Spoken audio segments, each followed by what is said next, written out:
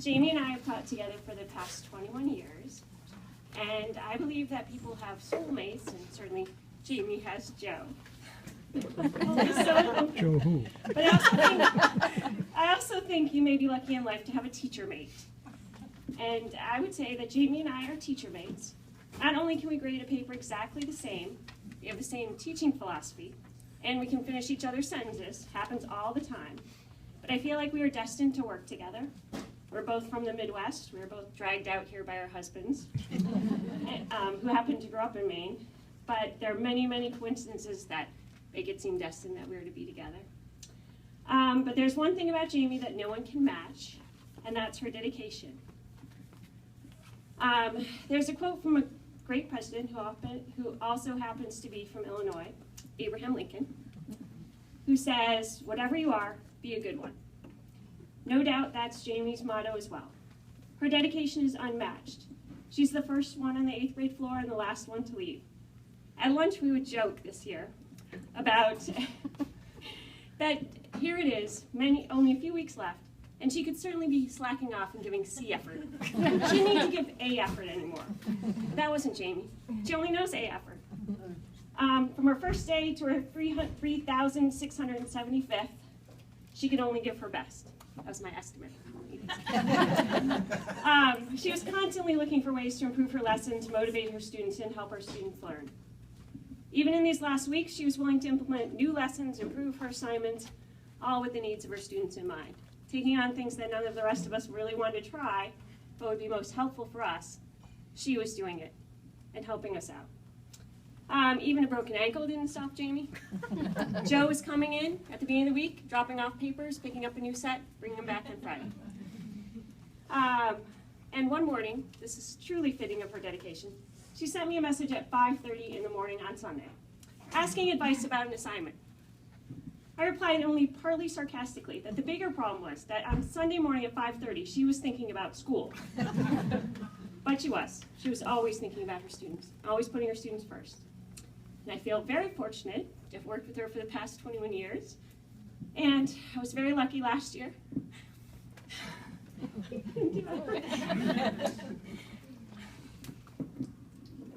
Sorry. You know what I was going to say? All right, I got it. Last year, my daughter was in your class. I was very blessed. Thank you. The comic relief part.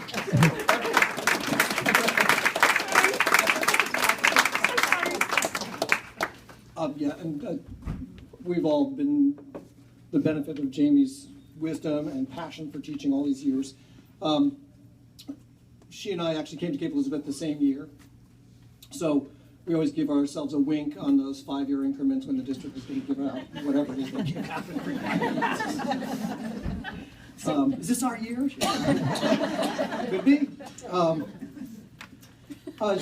Jamie and I also share a passion for theater, and it's not something that, it's something that I do with middle school kids all the time, but Jamie does that as something that she just loves to do. And it was always a real pleasure of mine to hear about the latest Portland Stage production that she saw, or her feedback on the productions that I've directed and been associated with at the middle school.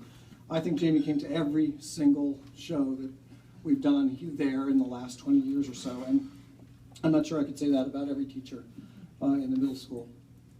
She's also been a great personal friend and very helpful, whenever I'm writing a letter or you want some advice on grammar or structure or whatever it is, and all that stuff.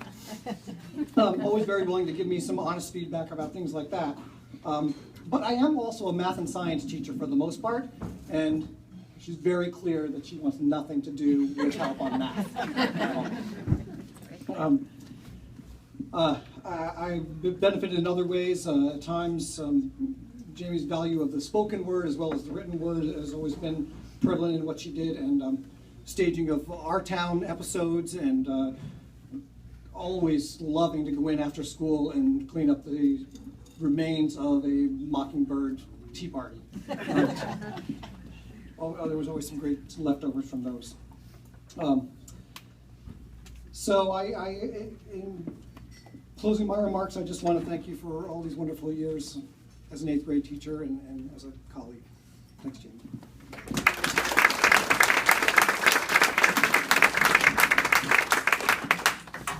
What can I say about Jamie?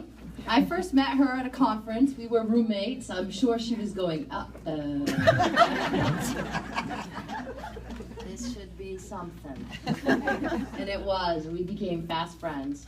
Then we shared a room together. She helped me with all my grammar, and I helped her with all her spreadsheets and math. So we were a great team. I just wanted to share one story. One particular bad day, everybody was leaving, and the bell rang, kids are going out of the building, and all of a sudden we hear, and there's Jamie stuck in a room with all her kids and a broken doorknob. And a broken ankle. So we had to hold the bus and had them come fix that. That's true. And it was hot and I smelled. I'm going to miss you very much, but you have affected so many people. I have a note from one of your former students. I remember how Mrs. Michaud cared about her students and their learning. My best memory was during our poetry unit, and she chose to read my poem aloud. It made me so happy to see her smile at my writing. It inspired me to care more about writing and reading. Her love and excitement over anything, from an awesome metaphor to a great mystery novel, made class with her fun and interesting. Thank you for everything you taught me, Mrs. Michaud. I can't wait to read my 8th grade letter to self. Love, Rowan Futak. And I wrote a poem. Just for you. 8th grade. Friends made, best plans laid, papers to grade, nerves frayed. Behavior strange, attitudes change, parents complain, seating's rearranged, and the day feeling deranged.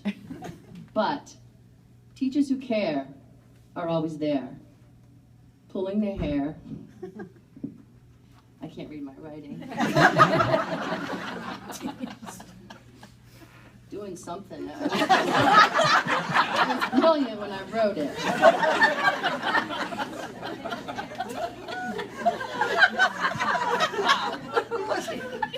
To end, always making a difference.